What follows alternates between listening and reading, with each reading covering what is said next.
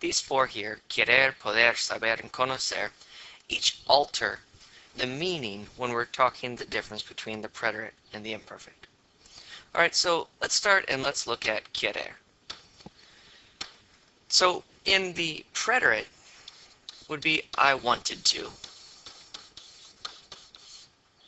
and did.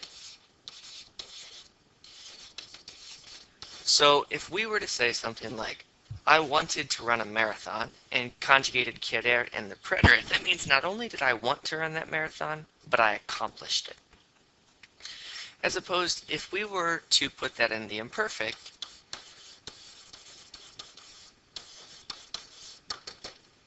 I wanted to, so I wanted to run a marathon, and we put the wanted in the imperfect, you as the recipient of that sentence wouldn't know if I actually did. Now when we are using in the preterite querer in the negative and say I didn't want, that has the implication that I refused or I declined to do something. So that's the major difference between querer when we're working with those two tenses. The second one, poder, is similar. So poder means to be able to. So if I said, I was able to eat, or let's stick with the same example. I was able to run a marathon, and I was able.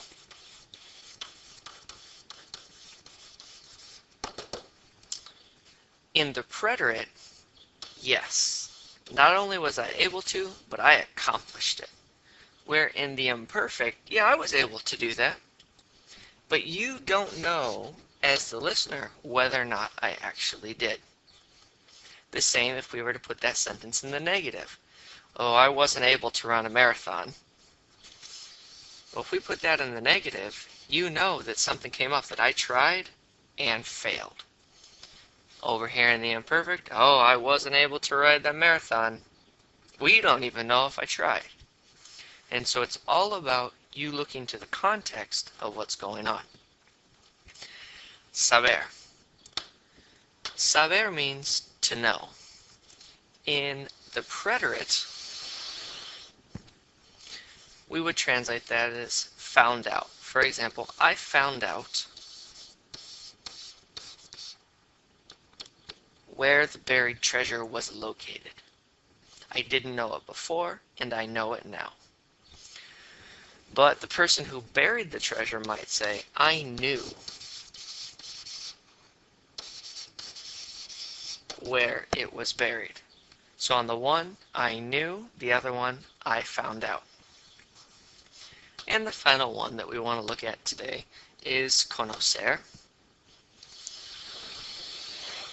And conocer, again, means to meet or to be acquainted with. And in the preterite, we could translate that as I met him. So that is a one-time thing. So say, last week I went to the rally and I met the president. In the imperfect, we would say I knew him or I was familiar or acquainted with him. So I knew him before I went to the rally. That is someone that I had already had experience with.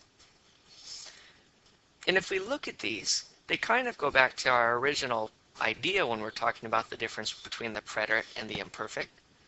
A single action versus something that's ongoing. But for these, querer, poder, saber, and conocer, remember some of these keywords and you should be successful. Alright, try a few on your own and let me know how it goes. Suerte!